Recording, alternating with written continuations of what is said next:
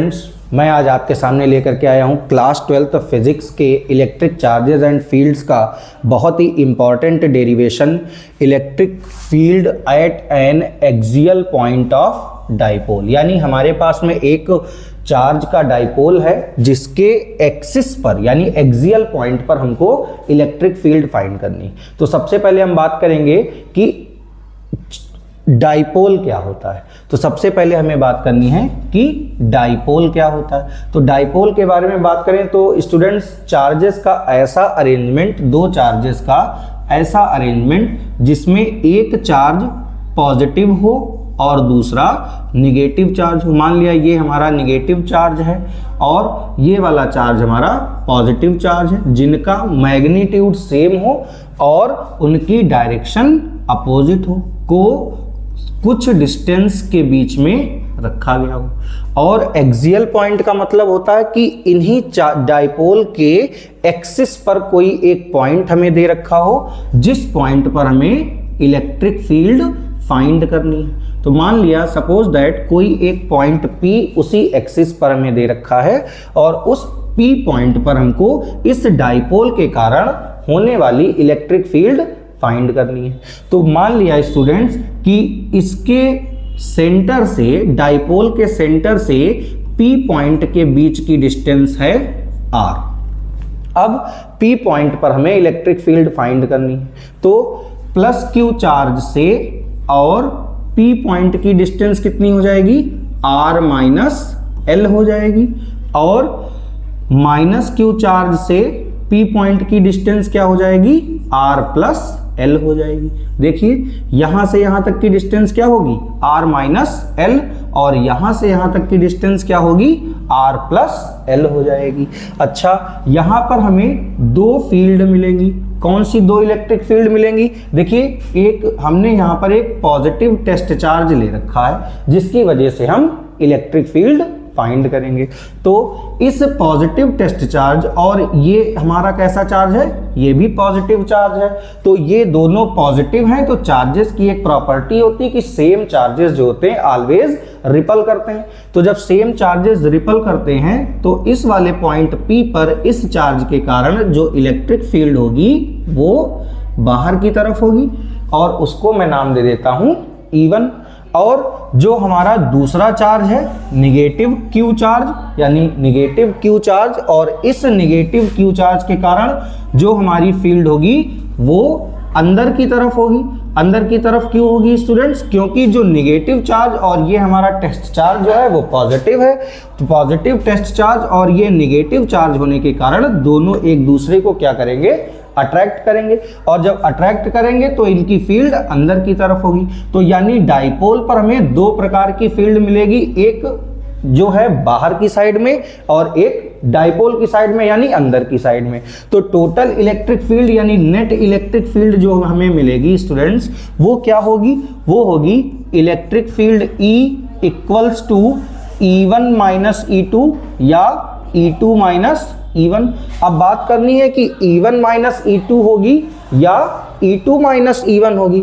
तो बात करते हैं स्टूडेंट्स। देखिए यहां पर जो हमारी इलेक्ट्रिक फील्ड होगी, यहां से और यहां के बीच की डिस्टेंस कम है, तो ये वाली फील्ड हमारी जो E1 की फील्ड होगी वो ज्यादा होगी, और जो माइनस Q चार्ज के कारण फील्ड है वो उनके बीच की डिस्टेंस ज्यादा है। और जब बीच की डिस्टेंस ज्यादा है तो ये वाली जो हमारी माइनस Q चार्ज के कारण इलेक्ट्रिक फील्ड होगी वो कम इफेक्टिव होगी, और जो प्लस Q चार्ज वाली फील्ड होगी वो ज्यादा इफेक्टिव होगी। और जब प्लस Q चार्ज वाली फील्ड ज्यादा इफेक्टिव है तो वो उसकी वैल्यू ज्यादा होगी, और जब उसकी वैल्यू ज्यादा होगी स्टूडेंट्स तो यहां पर जब हम इसका नेट फाइंड करेंगे तो हमें क्या मिलेगा?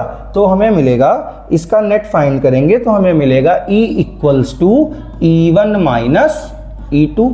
अब पहले हमने पढ़ रखा है कि E का फार्मूला, इलेक्ट्रिक फील्ड का फार्मूला क्या होता है? E equals to 1/4 pi epsilon naught Q upon R square. ये हमारा इलेक्ट्रिक फील्ड का फार्मूला होता है। इस फार्मूले का यूज करके हम यहां पर नेट इलेक्ट्रिक फील्ड फाइंड करेंगे। देखिए अब यहां पर हम E1 का वैल्यू फाइंड करें और E2 का वैल्यू फाइंड करें तो E1 कितना हो जाएगा? 1/4πε0 Q अपान, अब देखिए E1 है, E1 के लिए डिस्टेंस हमारी क्या होगी R माइनस एल, तो R माइनस एल का स्क्वायर माइनस 1/4πε0, और यहां पर चार्ज क्या है प्लस Q चार्ज हो गया, और डिस्टेंस क्या लेंगे माइनस Q चार्ज से P पॉइंट की डिस्टेंस R प्लस एल, तो R प्लस एल का स्क्वायर हो गया। इसको सॉल्व करते हैं स्टूडेंट्स, तो देखिए 1/4πε0 और Q दोनों में कॉमन है, तो Q/4πε0 हम कॉमन ले लेते हैं, और जब इसे हम कॉमन ले लेंगे तो हमें क्या मिलेगा 1/r minus L square minus 1/r plus L square. अब इसको हम सॉल्व करते हैं तो क्या मिलेगा हमें Q/4πε0, और एलसीएम निकाल दें तो ये बन जाएगा हमारा r square plus L square plus 2rl minus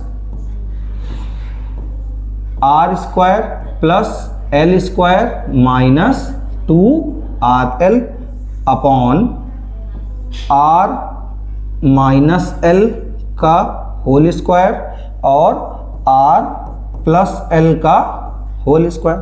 अब इसको हम सॉल्व कर देते हैं, तो देखिए क्या मिलेगा Q/4πε0, और इसका ब्रैकेट ओपन कर दें r square plus L square plus 2rl minus r square minus L square plus 2rl upon r square minus L square का होल स्क्वायर। इसके आगे सॉल्व करते हैं तो देखिए क्या मिलेगा हमें, यहाँ पे देखते हैं r square minus L square cancel out हो जाएगा, तो हमारे पास में क्या बचेगा, देखिए हमारे पास में बचेगा